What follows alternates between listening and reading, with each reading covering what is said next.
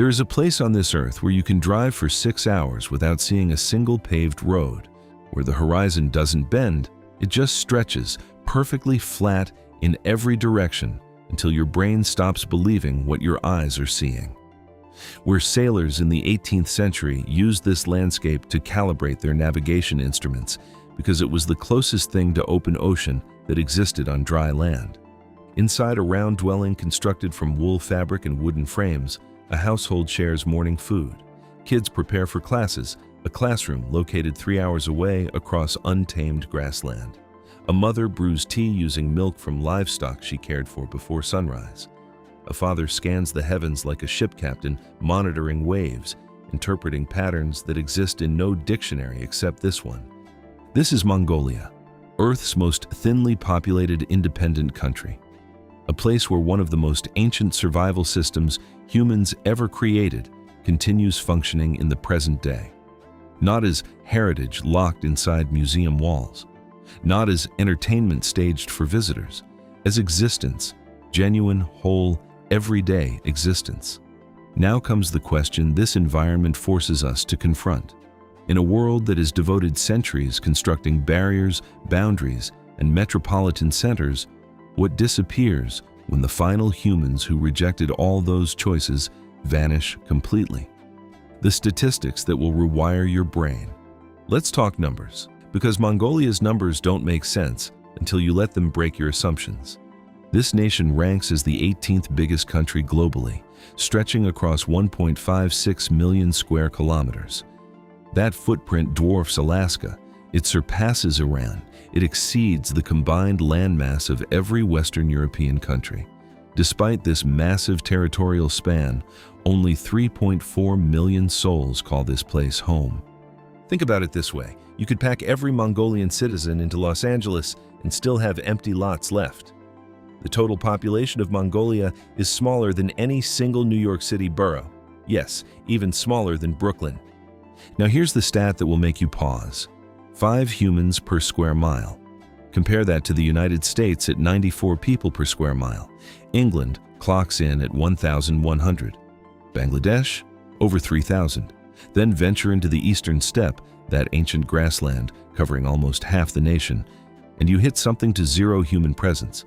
Picture territories as massive as Ohio, where if you flew 1,000 feet up, you'd spot nothing but scattered white circles marking nomadic gurs, no urban centers, no paved streets, no boundary lines splitting one life from another, only grass, endless sky, and people who deliberately chose existence within both. Still, don't mistake this for untouched wilderness. This landscape has been carefully stewarded by nomadic herders across 4,000 years, traversed, interpreted, honored, and preserved with accuracy that no industrial barrier or contemporary water system has ever matched. The steppe survives intact precisely because those living upon it grasped, centuries before ecology entered human vocabulary, this core principle.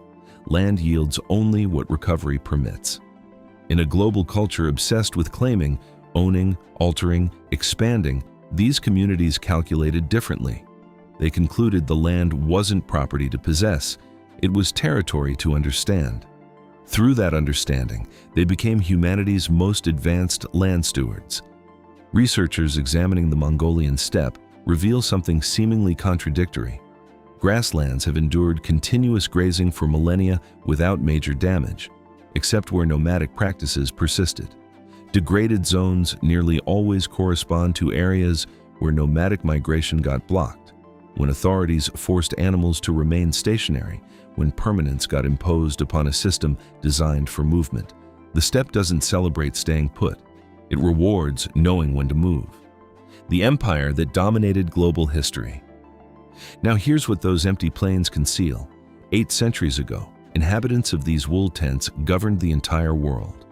At its 1279 maximum, the Mongol Empire spanned from Korea's peninsula to Poland's modern borders, from Siberia's ice-locked forests to the Persian Gulf.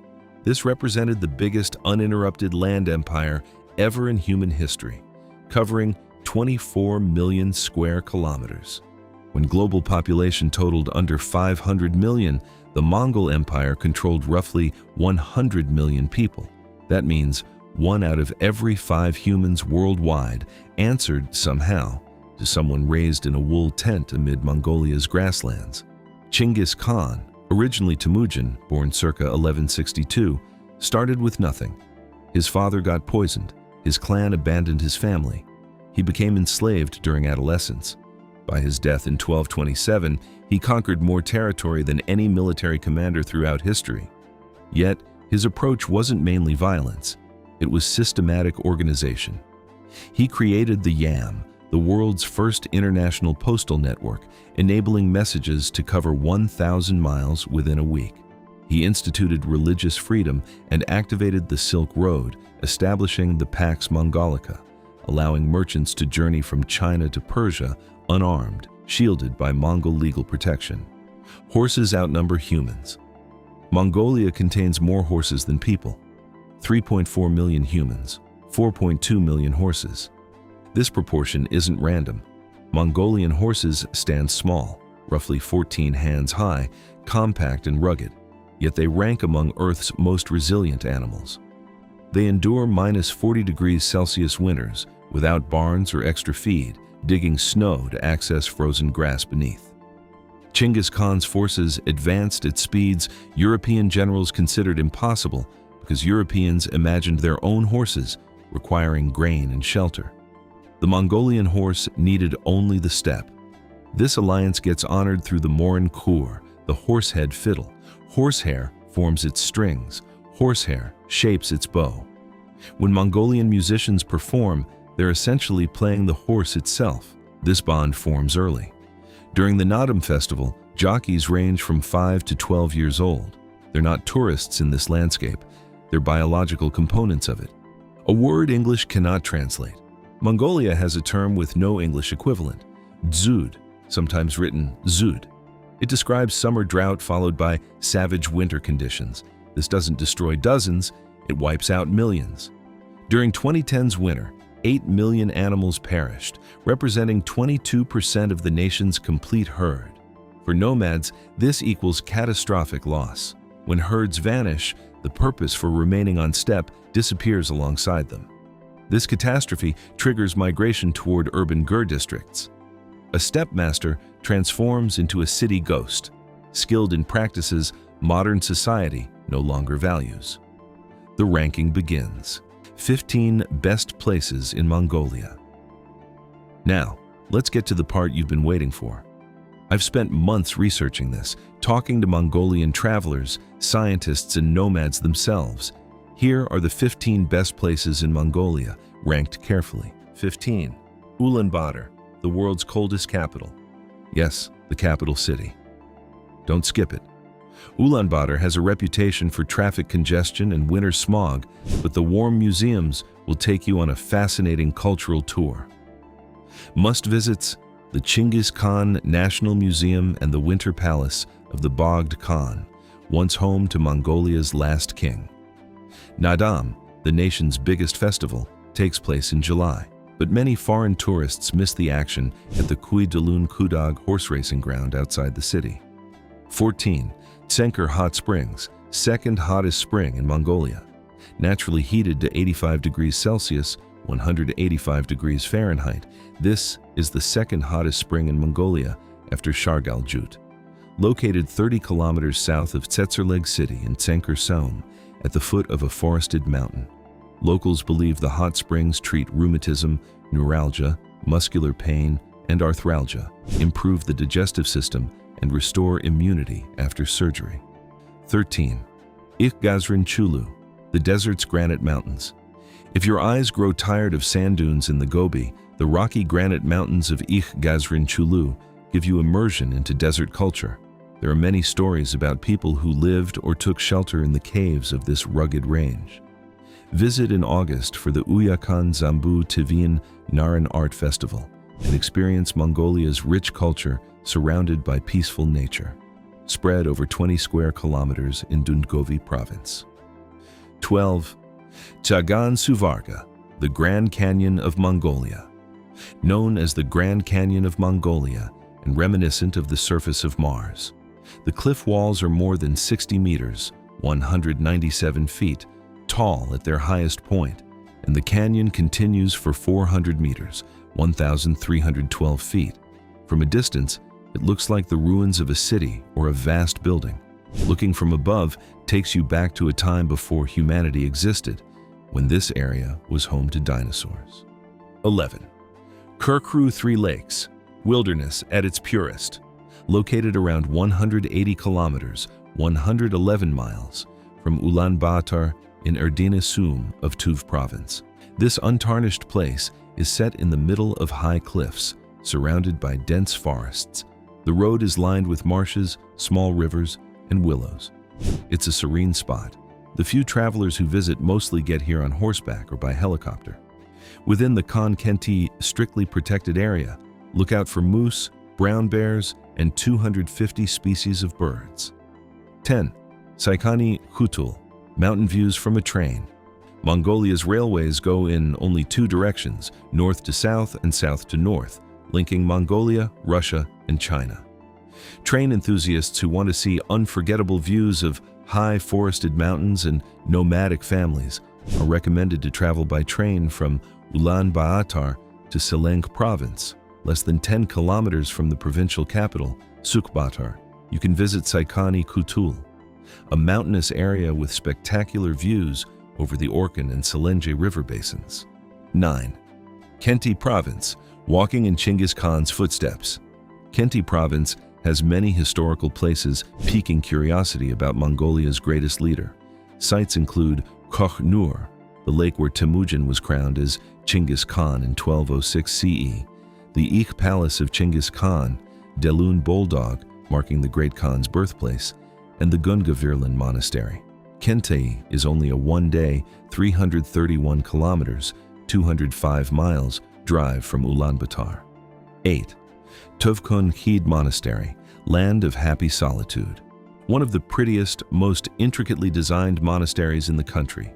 Located in dense forests amidst picturesque mountains, 70 kilometers, 43 miles, from Karakoram at an elevation of 200 meters. Zanabazar, the first leader of Buddhism in Mongolia, founded the monastery and lived here, calling it the land of happy solitude. 7. Gobi Desert National Park, the three beauties of the Gobi, Mongolia's most famous attraction. The park is most famous for the dunes of Kongaran Els, known as the Singing Sands, because of the sound made by shifting sand during strong winds. Another popular spot is Ulaanbaatar, Eagle Valley, a dramatic gorge at its most stunning during winter when filled with ice. The park lies on the northern edge of the Gobi Desert, 650 kilometers from Ulaanbaatar and 45 kilometers from Dalanzadgad. Kongur sand dunes are the largest, height up to 800 meters, width 20 kilometers, length 100 kilometers. 6. Gorky Terelj National Park, the turtle rock that looks like it's watching you. Located just 65 kilometers east of Ulaanbaatar, this is Mongolia's most accessible national park, and it's absolutely worth the trip. Lush green meadows and spectacular granite mountain shapes are the main pictures here. The star attraction is Turtle Rock, a massive granite formation that looks exactly like a turtle slowly crawling across the landscape. It's so iconic that it's appeared on Montenegrin postcards and travel brochures for decades. Aryabal Meditation Temple sits at the top of a hill, offering a 360-degree view of the entire park. You can hike there, 45 minutes, or take a horse, 15 minutes. The park also has the Old Wooden Bridge, a romantic spot where couples leave love locks, and horse riding trails that take you through valleys where nomadic families still live in traditional jirs. 5. Khustayn Nuru National Park, where the Taki horse was reborn from extinction. This is one of the most important conservation success stories in the world. Khustayn Nuru National Park, also called Khustayn National Park, successfully reintroduced the Taki wild horse, also known as Przewalski's horse, to Mongolia in 1992. These horses were extinct in the wild since 1966.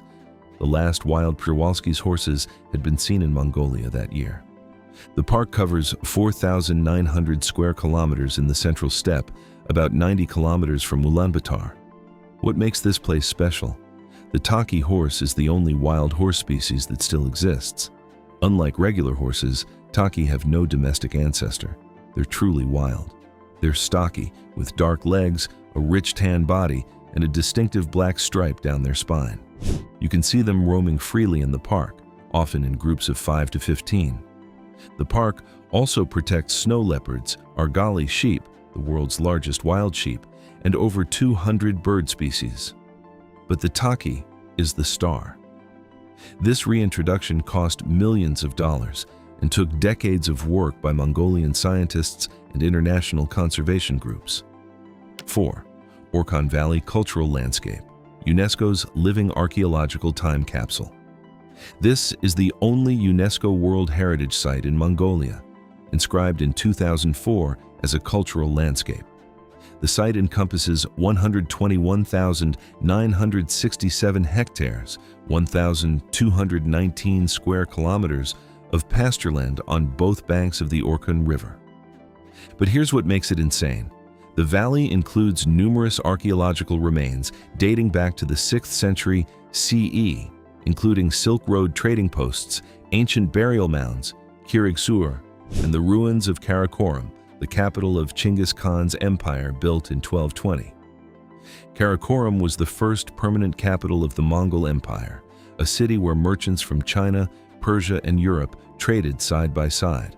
The ruins include stone walls, temple foundations, and the famous Rabbit Stone, a 6th century Turkic monument with inscriptions in Old Turkic script.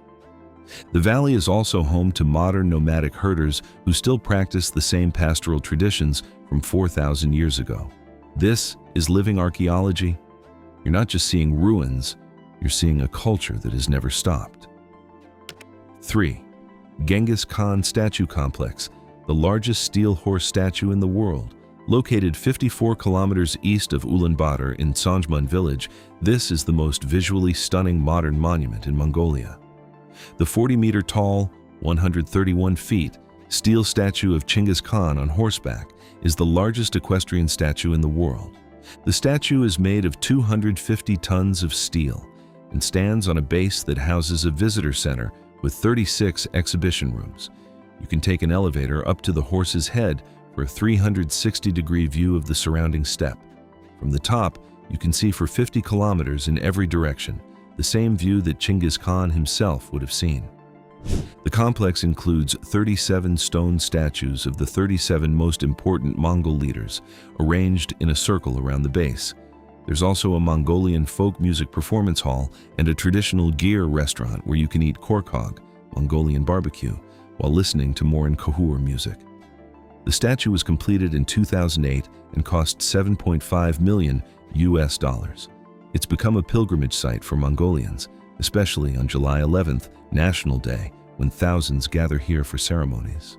2. Khövsgöl, Nur, the Blue Pearl, that's deeper than it is wide. Located in northern Mongolia, near the Siberian border, Khövsgöl, Nur, Lake Khövsgöl, is Mongolia's deepest lake, 255 meters, 837 feet deep, and one of the oldest freshwater lakes on Earth, estimated at 2 million years old. The lake stretches 136 kilometers long and 3 to 24 kilometers wide, with a surface area of 1,373 square kilometers. But the real magic is the water. It's so clear that you can see 15 meters down in some areas. The lake is fed by 136 rivers and streams, and it's one of the purest freshwater sources in Asia. The surrounding area is Siberian taiga, dense forests of pine, larch, and cedar. This is where you'll see moose, brown bears, and red deer in their natural habitat. The park is also home to 250 species of birds, including the Baikal teal and Siberian crane. Khövsgöl is called the Blue Pearl of Mongolia because of its intense turquoise color. The water temperature ranges from 0 degrees Celsius in winter to 18 degrees Celsius in summer. In July, the lake is surrounded by wildflowers, purple irises, yellow buttercups, and white daisies. The lake is 350 kilometers from the nearest city, Murin, and most visitors arrive by four-wheel drive vehicle or helicopter. There are ger camps along the shore where you can stay for several days. 1. Altai Tavan Bogd National Park, the highest peak, the last eagle hunters, the edge of Kazakhstan. This is it, the top spot. Altai Tavan Bogd National Park is located on Mongolia's westernmost point in Bayan-Ulgi province, bordering both China and Russia. The park contains Khitan Ul, Peak Khitan, Mongolia's highest peak at 4,374 meters, 14,350 feet. This is a four-season mountain. You can see snow, glaciers, alpine meadows, and desert all in the same view. The park covers 6,413 square kilometers and includes 50 glaciers, the largest being the Patanin Glacier, which is 7 kilometers long. But here's what makes this the #1 spot. Ulgi, the provincial capital nearby, is home to the last traditional eagle hunters in the world. These are Kazakh nomads who train golden eagles to hunt foxes and wolves. The Eagle Hunter Festival in October is one of the most unique cultural experiences on Earth. You'll see hunters riding horses with eagles on their arms, competing in hunting trials, and performing traditional Kazakh music. The park is also home to snow leopards, one of the last populations in the world, Argali sheep, and ibex. The Altai Mountains here are the westernmost extension of the Himalayas. The same geological force that created Everest also created these peaks. Accessibility is extreme, 1,200 kilometers from Ulaanbaatar, 14 to 16 hours by 4WD. Most visitors arrive by helicopter or multi-day jeep tour. There are no paved roads in the park, just dirt tracks and mountain passes. Why it's ranked #1? This is the only place on Earth where you can stand on Mongolia's highest peak, 4,374 meters, meet the last eagle hunters, and see snow leopards in the wild. It's bordering China, Russia, and Kazakhstan, the only place in the world where 3 countries meet at a single national park. The glaciers, the height, the culture, the wildlife. Nothing else matches this combination. What the grasslands actually reveal. Remember when we started this journey and promised you'd discover something real? Here's what these plains showed us. Mongolian herders don't survive here because they're stuck with no alternatives. They choose this path because they grasp truths the modern world has mostly abandoned. Having property doesn't mean you belong. Living somewhere forever doesn't mean you're secure. A life centered on traveling, studying the terrain, tracking the vegetation, understanding when to move and when to rest, is not inferior. It's a completely separate kind of wisdom. Consider the nomad who watches cloud formations and predicts tomorrow's storm before clouds even gather, who notices a horse acting strange and diagnoses illness before symptoms appear, who figures out exactly how many livestock a pasture can sustain through winter without jotting down a single digit. That individual holds knowledge no college degree provides and no computer program can copy. Right now, kids growing up on Mongolia's grasslands face a decision. Urban life or wild plains. Both paths are legitimate. Both demand real sacrifices. Those picking the plains embrace hardship measured by modern standards, colder nights, harder work, less convenience. But they rise each dawn inside a wool circle open to the sky, surrounded by terrain unchanged for 10 millennia, certain of their identity and their place in the world. That certainty, knowing who you are and where you fit, isn't widespread. No government, no downtown, no organization, no luxury guarantees it. Nomads possess it, not because they endure this life, but because they embrace it. The 4 places that will complete your understanding. Before we close, I want to highlight 4 more experiences that aren't on the main ranking, but are essential to understanding Mongolia. 1. Nomads Festival, July 11th to 13th, the 3 games that kept a nation alive. Every year in July, on the anniversary of the 1921 revolution that established the modern Mongolian state, the steppe hosts a gathering that has been held in some form since the time of the great Khans. Nadam, the festival of the 3 games, wrestling, archery, horse racing. These are not sports in the modern sense, not competitions designed for television. not events organized around sponsorship and prize money. They are the three skills that kept the Mongolian people alive. Wrestling, because the steppe required physical dominance in a world without walls or courts or laws strong enough to protect you. Archery, because hunting and war both depended on the same skill practiced for the same reason. Horse racing, because everything, communication, migration, warfare, trade, moved at the speed of a horse.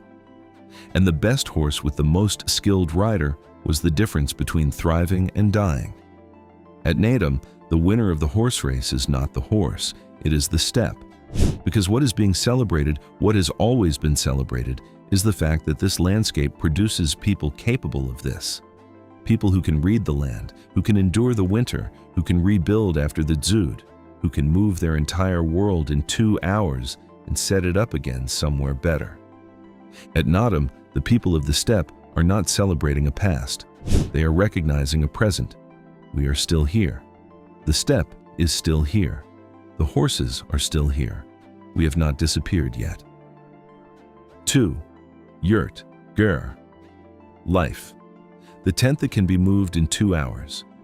A traditional Mongolian ger, yurt, is a circular tent made of wool felt in a wooden frame.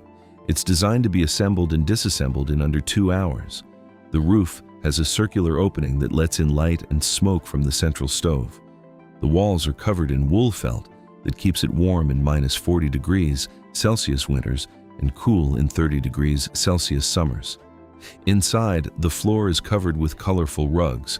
The walls are decorated with family photos and religious symbols. The center has a stove for cooking and heating. There's no electricity in most jurs, just solar panels and a small generator. When a nomadic family moves, they pack everything onto a truck or horse cart and travel to the next pasture. The whole process takes 2 to 3 hours. Then they set up the ger again, and life continues. This is not primitive. This is sophisticated mobility, a system that has sustained people for 4,000 years without degrading the land. 3. Korkog, the Mongolian barbecue that's cooked in rocks. Korkog is one of the most unique foods in the world. It's Mongolian barbecue made by cooking meat, usually goat or lamb, with hot rocks inside a metal container. Here's how it works. The nomads heat rocks in a fire until they're glowing red. Then they put the rocks in a metal container with meat, salt, and sometimes vegetables. They seal the container and let it cook for 30 to 40 minutes. The hot rocks cook the meat from the inside, creating a flavor that's impossible to replicate. When you eat korkog, you're eating food that's been cooked using a technique that's 4,000 years old. And the rocks, you get them back after. They're still hot, and nomads often keep them as souvenirs. 4. Morin Kur, the horsehead fiddle that plays the horse itself. The Morin Kur is Mongolia's national instrument. It's a 2-stringed fiddle with a horse head carved into the top. The strings are made of horsehair. The bow is made of horsehair. When a Mongolian musician plays, they are playing the horse itself. The music sounds like a horse running. The rhythm, the speed, the emotion. It's been played for 800 years, and it's still played today in ger camps across the steppe. If you listen to a Morin Kur performance, you'll hear the sound of the steppe. You'll hear the sound of a nation that has never forgotten its horses. The final question. So, I'm leaving you with this. Could you swap your street address for a view like this? Would you exchange your apartment for a wool tent open to endless sky? Trade your car for a horse surviving -40 degrees Celsius without shelter? Quit your job for a life waking each morning certain of who you are and where you belong? Most people won't, and that's okay. But Mongolian nomads made that choice. By making it, they preserved something the rest of us lost. A home isn't territory you claim. A home is a place that recognizes you. Drop your answer in the comments below. If this shifted how you see home, how you see ownership, or what it takes to live a life truly your own, send it to someone specific, someone who needs this. Maybe they've been trapped in the same city for a decade. Maybe they're wondering if another way exists. Hit subscribe so you never miss our next adventure. We're heading to places you've never witnessed, telling stories you've never heard, sharing data that will rewrite what you thought you knew. Remember this: the most extraordinary lives are rarely the most comfortable ones. Thanks for watching. Want more content like this? Tap the like button, comment below with your favorite spot from the ranking, and tell me, would you visit Mongolia? What's the first thing you'd do? See you in the next one.